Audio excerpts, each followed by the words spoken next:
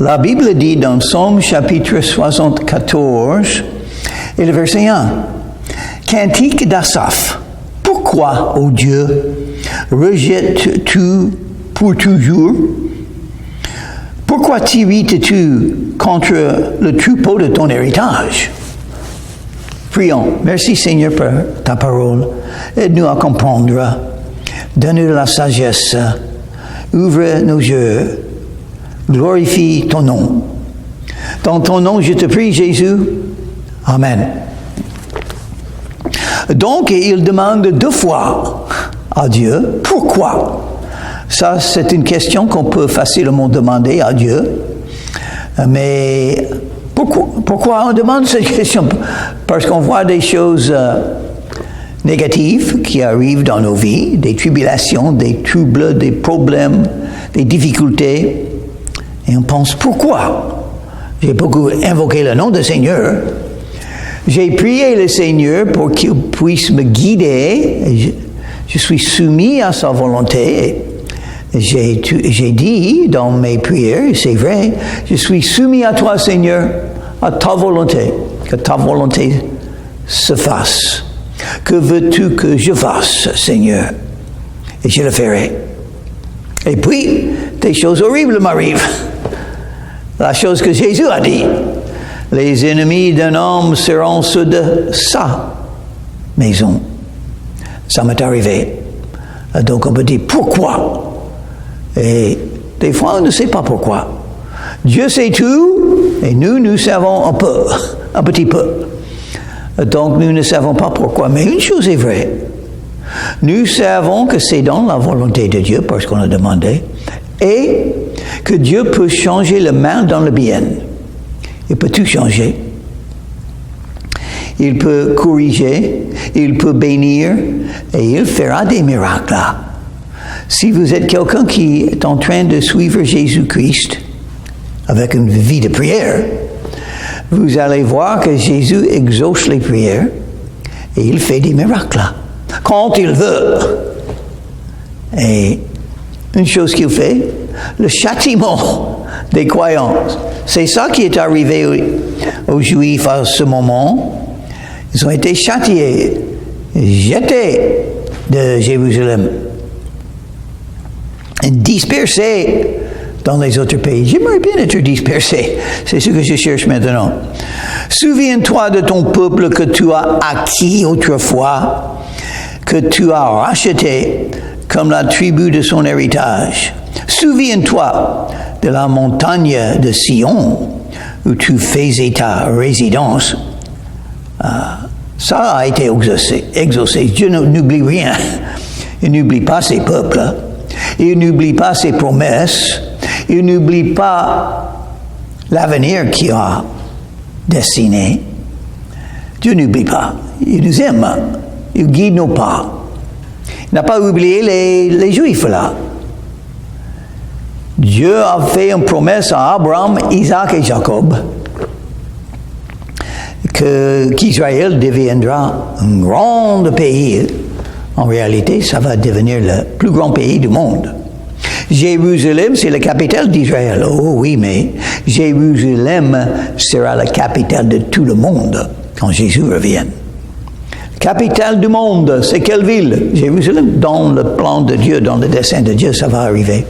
Dieu n'a pas oublié ces peuples, il n'a pas oublié les Juifs, il n'a pas oublié vous et moi qui croient en Jésus. Psaume chapitre 74 et verset 3. Porte tes pas vers les lieux constamment dévastés. L'ennemi a tout ravagé dans le sanctuaire. L'ennemi a tout ravagé dans le sanctuaire. Et qui est l'ennemi? Les ténèbres spirituelles, le diable et ses démons. Un croyant est appelé d'être un soldat dans l'armée de Dieu. Et nous avons notre vie, c'est une guerre spirituelle. C'est une guerre spirituelle contre les forces des ténèbres spirituelles qui veulent vous écraser, vous dévaster, vous faire tomber. Et Dieu nous a donné le moyen de ne pas tomber, ne pas être détruit dans un sens pratique, spirituel, dans la vie présente. Quand on est sauvé par Jésus-Christ, on a la vie éternelle. Ça, on ne peut pas perdre. On sera un jour dans le royaume des cieux, grâce à Dieu. Mais on peut perdre ce que Dieu veut faire dans nos vies pendant la vie présente, la vie terrestre. On peut perdre ça. Ça, c'est beaucoup. Parce que Dieu, on est né pour une raison, pour servir Dieu, pour accomplir sa volonté, pour accomplir son dessein dans nos vies, pour porter du fruit pour Jésus, pour la gloire de son nom. Et après, au jugement des croyants, on sera récompensé avec des couronnes qui symbolisent l'autorité qu'on aura pendant l'éternité dans le royaume des cieux. On peut perdre ça. Le diable aime détruire.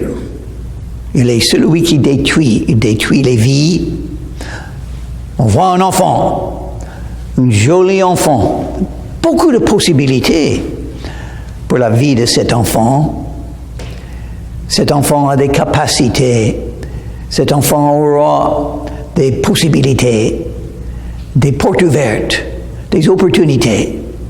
Qu'est-ce que cet enfant va accomplir? C'est possible qu'il ou elle accomplira beaucoup. Mais c'est possible aussi qu'il ou elle sera détruit par le diable. Il commence à attaquer les enfants. Des fois, un enfant a des parents qui ne sont pas sages. Des mariages qui tombent, les divorces. La mère et le père qui l'aiment ne sont pas toujours là. Ou n'ont pas de sagesse de comment enseigner, comment élever un enfant. Voilà, ça serait horrible d'être dans un foyer où les parents n'ont pas de sagesse de comment élever un enfant. L'amour, la discipline, la parole de Dieu, la prière, l'exemple d'une vie de foi, une vie croyante, ça serait bien pour un enfant. D'être protégé des gens qui sont des mauvais exemples, protégé des actualités, des films, du monde, des philosophies du monde, par la parole de Dieu, par la prière, par les exemples d'une vie croyante. Mais il y a beaucoup d'enfants qui n'ont pas ça. Donc, ils sont en danger. Danger de tout perdre, même de leur vie humaine. Pourquoi? Parce que le diable n'a que la haine pour eux. Dieu nous aime, mais le diable veut détruire ce que Dieu aime. Et si vous êtes un croyant, votre âme est sauvée, mais votre vie peut être détruite. Il y a des croyants qui ont eu leur vie détruite. Vous pouvez les lire en 1 Jean chapitre 5. Il y a un péché qui mène à la mort. Dieu nous regarde. Il nous donne la vie humaine, il nous donne la vie chrétienne, il nous donne une vie spirituelle avec les possibilités de le servir pour porter du fruit, pour glorifier son nom. Nous sommes là pour servir Jésus maintenant, si on est un vrai croyant. Mais si on s'éloigne de Dieu, si on commence à suivre une voie de péché, si on est un vrai croyant, ça peut arriver parce que nous sommes dans la chair. Et la chair est séduisante. Qu'est-ce que la chair dit toujours? La chair dit, je veux ce que je veux et je le veux maintenant. Et ça, c'est contre la volonté de Dieu. Parce que on doit être soumis à Dieu dans toutes choses. On doit pouvoir dire, Seigneur, je veux faire ta volonté. Que veux-tu que je fasse? J'ai un chemin que je suis Mais peut-être tu veux que je change le chemin, je change le boulot, je change de maison, je change de ville, je change de pays. Hein? J'aimerais bien. Peut-être c'est la volonté de Dieu que je fasse ça. Mais peut-être contre ma volonté, ça sera la volonté de Dieu que je reste là, aux États-Unis. Je suis né aux États-Unis, je suis élevé aux États-Unis. Ma famille, mes amis, mon église, c'est aux États-Unis. Donc peut-être c'est la volonté de Dieu que je reste aux États-Unis. Mais ce n'est pas ce que je veux. Je préfère aller en France et aider, évangéliser, prêcher, enseigner par la parole de Dieu. Mais je peux faire un peu de choses. Un petit peu de choses, je peux faire. Mais peut-être le Seigneur va me bloquer. Une chose est vraie, le diable veut détruire, me détruire. Ma vie présente, ma vie humaine, ma vie pour Jésus. Dieu châtie ceux qui s'éloignent de lui. Si on n'a pas de châtiment, si on peut s'éloigner de Dieu, sans avoir un châtiment de Dieu pour nous réveiller, c'est la preuve qu'on n'est pas croyante. On n'est pas né de nouveau. Mais si on est châtié et on ne revient pas à Jésus pour se confesser, pour continuer à marcher avec lui, Dieu a une autre chose qu'il peut faire. Il peut tuer, peut ôter la vie des croyants qui ne le servent pas. Et même en Jean chapitre 5 dit, il y a un péché qui mène à la mort. Il y a des croyants qui ne sont plus là parce qu'ils se sont éloignés de Dieu et c'était leur châtiment. Donc le diable a gagné dans un sens, dans un petit sens. C'est-à-dire, leur vie n'était pas pour Jésus. Leur vie n'était pas pour lui. Ils ont perdu la possibilité de servir Dieu. Et ça commence tôt dans la vie. Ça peut commencer tôt dans la vie. Et même on a maintenant les philosophies du monde qui sont horribles pour un enfant, qui peut le détruire. Il y a des mauvais exemples. C'est très dangereux. Qui sont les amis d'un enfant quand il croit ou elle, quand il commence à devenir plus âgé, commence à avoir des amis non croyants, peuvent faire beaucoup de mal. Beaucoup de mal. Parce que nous sommes comme des brebis. Un brebis suit les autres brebis. Facilement, c'est normal. Nous sommes des brebis. Il faut suivre Jésus, pas les mauvais exemples du monde. Mais le diable détruit, il veut vous détruire, il veut détruire votre vie, votre témoignage, vos couronnes. Il veut prendre votre fruit pour Jésus. L'ennemi a tout ravagé dans le sanctuaire. Où est le sanctuaire? Nous sommes le sanctuaire de Dieu maintenant, le temple de Dieu. Parce que quand on reçoit Jésus-Christ en soi-même, le Saint-Esprit vient là-dedans en même temps. On connaît le Père, le Fils et le Saint-Esprit. Nous sommes le sanctuaire de Dieu. Il faut faire attention contre le péché. Un péché peut vous amener à la mort, à tout perdre. Ça peut arriver à un croyant, de beaucoup perdre. Il ne peut pas perdre son âme. On est sauvé parfois en Jésus. Le sang de Jésus nous purifie de toute iniquité. Si on est né de nouveau, on a déjà la vie éternelle. Et la vie éternelle ne se termine jamais, c'est éternel. Moi, j'ai la vie éternelle parce qu'il y a 56 ans, j'ai invoqué le nom de Jésus de tout mon cœur et il m'a pardonné et m'a donné la vie éternelle. Donc, je ne peux pas mourir, mais je peux perdre mes couronnes. Peut-être que j'ai déjà perdu.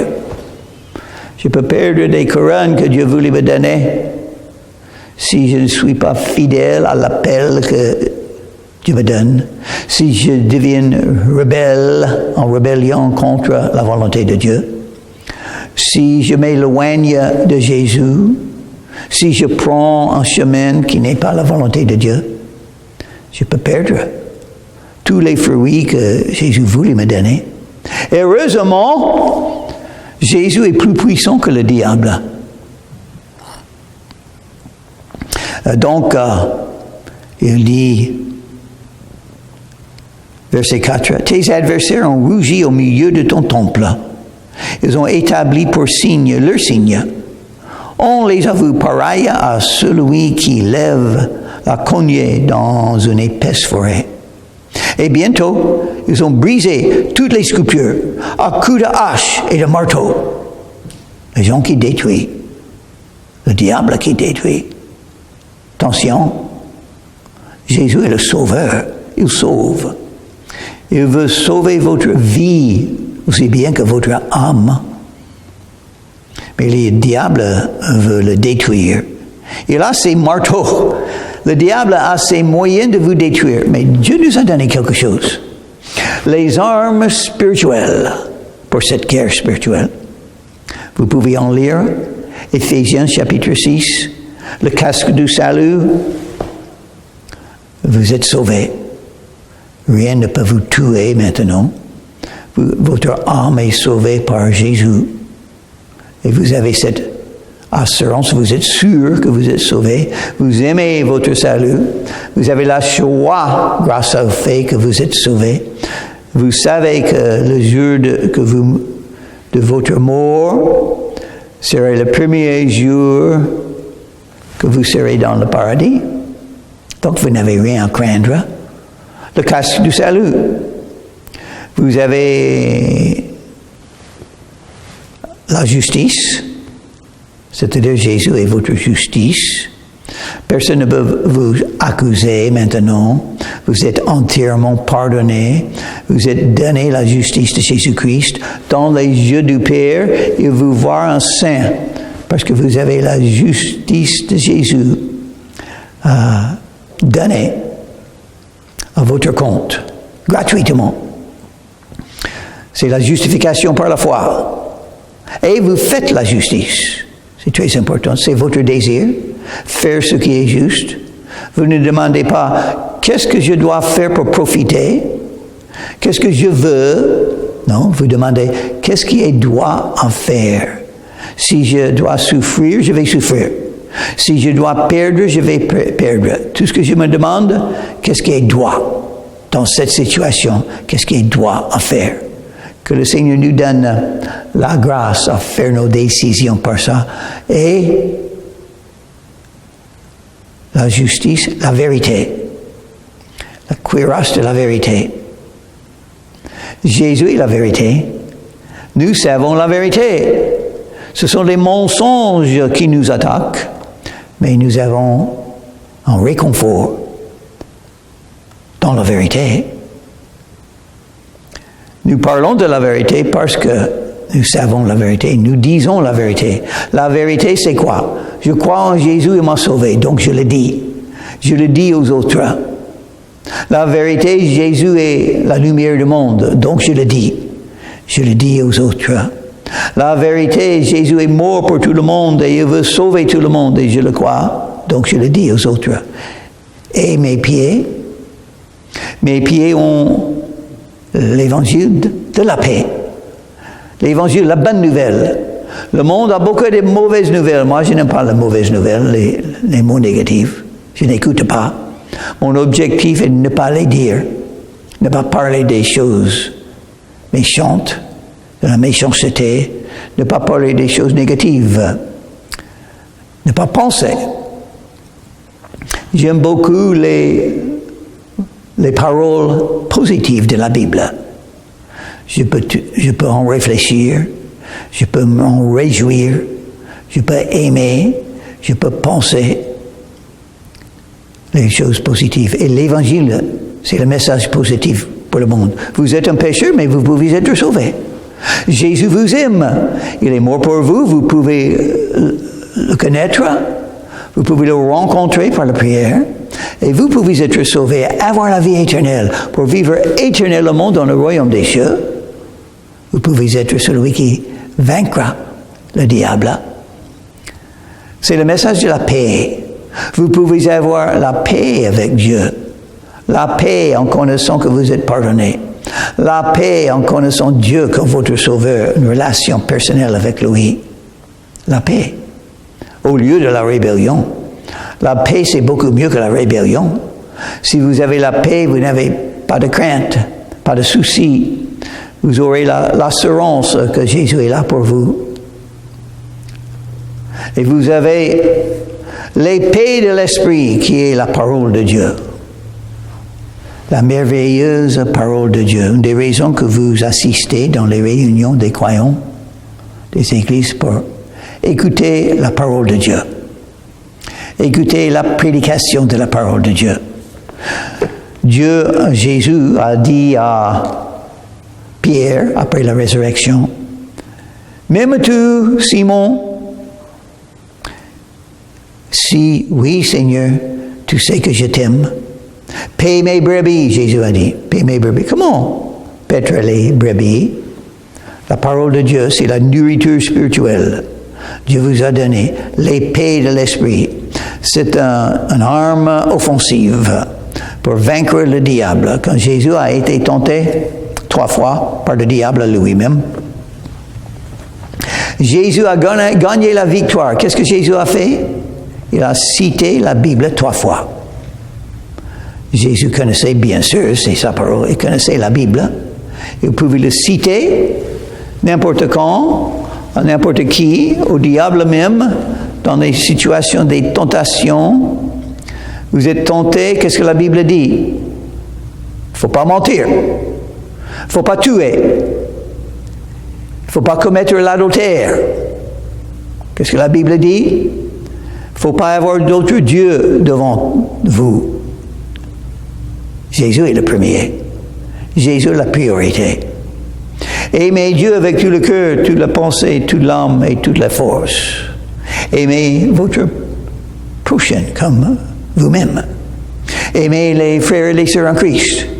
Aimez les ennemis même.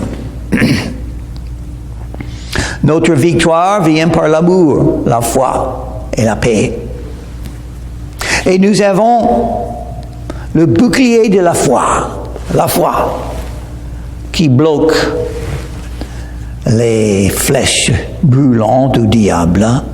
Que sont les flèches brûlantes du diable qui vont venir à vous? Les accusations, les attaques spirituelles, les condamnations, les jugements, les mots négatifs, les doutes qui seront lancés vers vous.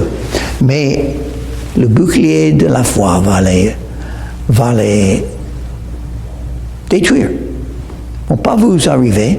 Ils seront bloqués par la foi, la confiance en Dieu, la confiance dans les promesses de Dieu, la confiance dans la parole de Dieu. Par exemple, il y a beaucoup de promesses. Je peux tout faire par celui qui me fortifie. Ah, c'est positif. Si je me confie en Jésus, je peux tout faire. Tout ce qu'il me donne, je peux le faire. Par lui. Moi, je suis faible, mais il est fort, il est tout-puissant. Toutes choses concourent au bien de ceux qui aiment Dieu et de ceux qui sont les appelés selon son dessein. Dieu a un dessein pour ma vie. Il agit, il est en train de le faire. Donc, ce qui m'arrive est sa volonté. Pour voir plus tard ces miracles-là. Donc, qu'est-ce que je fais? Je continue à faire le tour de la ville. Et quand Dieu est prêt, la trompette sonnera, les murailles tomberont, la porte s'ouvrira, et moi je vais entrer dans la victoire. Parce que j'ai continué à faire ce que Dieu m'a donné à faire, malgré les difficultés, malgré les choses qui semblaient impossibles, les grandes murailles, la porte fermée. Oh, mais c'est Jésus qui ferme la porte et personne ne peut l'ouvrir. Et c'est Jésus qui ouvre la porte et personne ne peut. C'est Jésus qui ferme la porte et personne ne peut l'ouvrir. C'est Jésus qui ouvre la porte et personne ne peut le fermer. Donc, ça va marcher. Ça va très bien marcher, la vie. Et pour une arme spirituelle, la prière. Et il faut prier en ce qui concerne toutes choses, toute décision, toute circonstance de ma vie, tout rêve, tout désir. Il faut prier. Et il faut prier pour les frères et les sœurs en Christ.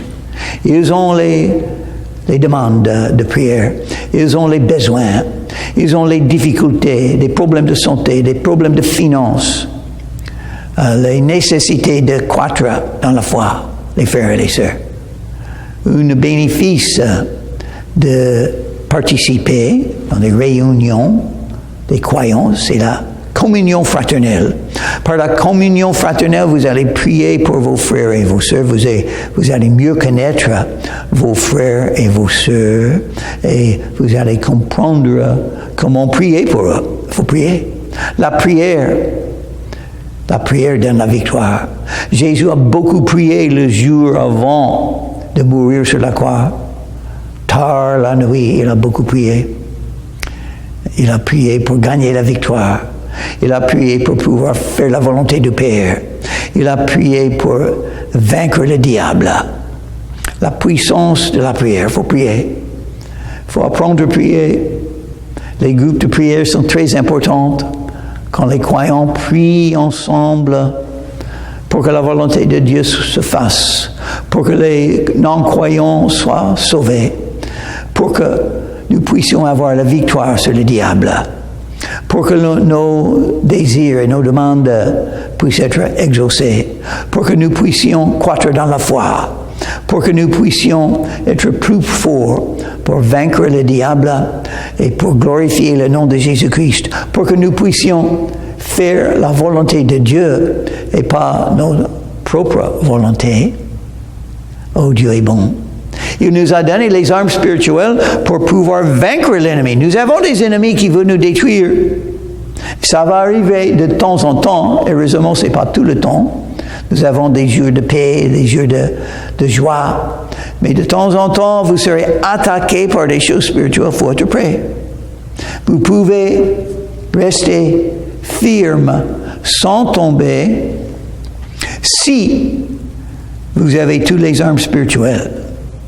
Mais si vous en manquez une, le diable va trouver votre faiblesse. Il va vous attaquer où vous êtes faible et vous allez tomber. Et votre chute sera grande.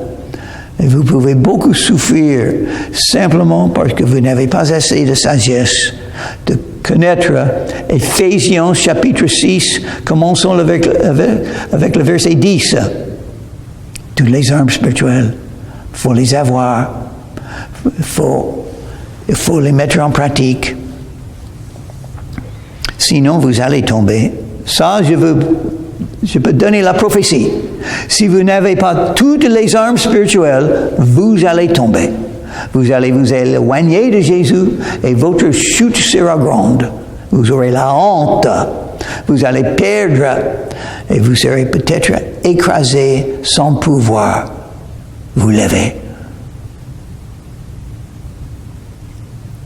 Ils disent dans leur cœur, votre 7, ils ont mis le feu à ton sanctuaire, ils ont abattu, profané la demeure de ton nom. Le diable détruit. Il veut détruire les églises. Et la région du golfe de Saint-Tropez, il n'y a que 2 églises évangéliques et une seule qui a un immeuble, un bâtiment pour les réunions. Il veut les détruire. Il va attaquer. Il attaque avec les doctrines des démons. Il attaque avec les tentations. Il attaque avec les croyants faibles qui ne sont pas fidèles. Il attaque par le moyen. Il attaque par ta maison. Les ennemis d'un homme seront ceux de sa propre maison. Il faut faire attention. Il faut être prêt pour la guerre spirituelle. Mais qu'est-ce que nous pouvons faire pour la région du golfe de Saint-Tropez? Il faut prier. Il faut espérer en Dieu. Dieu peut donner la victoire. Le diable a beaucoup gagné. Il a beaucoup détruit. Il nous faut la victoire. Il y a trop de non-croyants. Le jugement vient. Qu'est-ce qui a plus de valeur qu'un âme de quelqu'un? Un âme pour qui Jésus est mort. Quelqu'un doit aimer les non-croyants. Quelqu'un doit rendre le témoignage de Jésus pour aider les non-croyants. Quelqu'un doit les chercher. Quelqu'un doit prier pour eux. Jésus peut le faire. Il peut nous donner la victoire. Et donc, il a dit ici, verset 12, « Dieu est mon roi dès les temps anciens, lui qui opère des délivrances au milieu de la terre. » Verset 13, « Tu as fendu la mer par ta puissance. Tu as brisé les têtes des monstres sur les eaux. » Dieu peut le faire. Il peut tout faire. Il est tout puissant. Le diable est faible en comparaison avec le Tout-Puissant. Donc nous voyons un endroit, une région où le diable a beaucoup vaincu. Il a beaucoup vaincu la région du Golfe de Saint-Tropez. Mais Jésus peut changer le mal dans le bien. Il peut toucher les cœurs. Il peut changer les cœurs de pierre dans les cœurs de chair, afin qu'ils puissent vouloir entendre l'Évangile et être sauvés. Prions. Merci Seigneur que tu peux tout faire. Donne-nous la victoire avant que c'est trop tard. Aide-nous à toujours te suivre. Donne-nous la victoire, les portes ouvertes, les miracles. Touche les cœurs. Sauve les âmes. Pardonne nos péchés. Dans ton nom, je te prie, Jésus. Amen.